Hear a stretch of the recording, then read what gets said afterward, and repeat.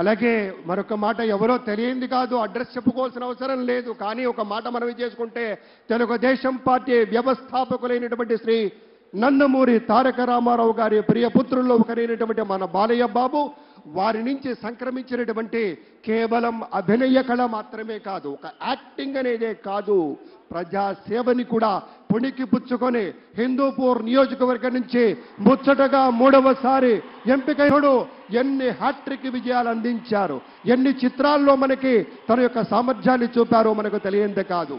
అదొక్కటే కాదు పెద్దలారా, బాలయ్య బాబు గారి గురించి చెప్పుకుంటే బసవరామ తారకం ట్రస్ట్ పేరిట ఆయన అందించేటువంటి సేవలు అనుపమానం, అద్భుతం. క్యాన్సర్ వ్యాధితో బాధపడుతున్నటువంటి అనేక మంది ఆర్తుల్ని రక్షించడం కోసం బసవతారకం ట్రస్ట్ పక్షాన విశేషమైనటువంటి రీతిలో సేవలు అందిస్తున్న బాలయ్య బాబుకి జై.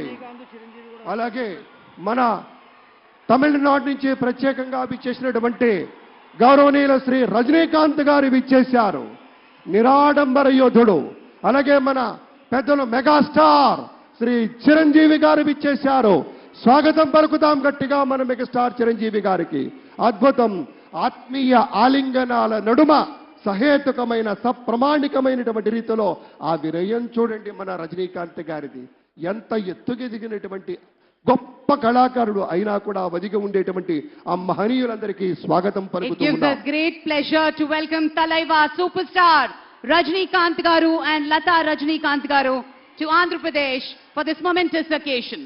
పద్మ విభూషణులు ఆ రోజు మనం అంతా చూసాం.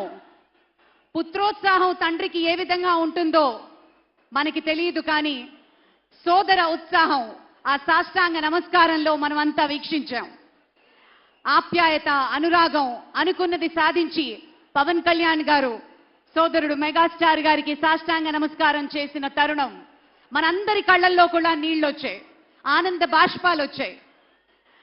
ఒక విజయాన్ని సొంతం చేసుకుని తిరిగి ఇంటికి వెళ్ళి తల్లి గారికి, వదిన గారికి, అన్నగారికి చేసిన సాష్టాంగ నమస్కారాన్ని ఈరోజు సభాముఖంగా గుర్తు చేసుకోవడం అవసరం అనిపించింది.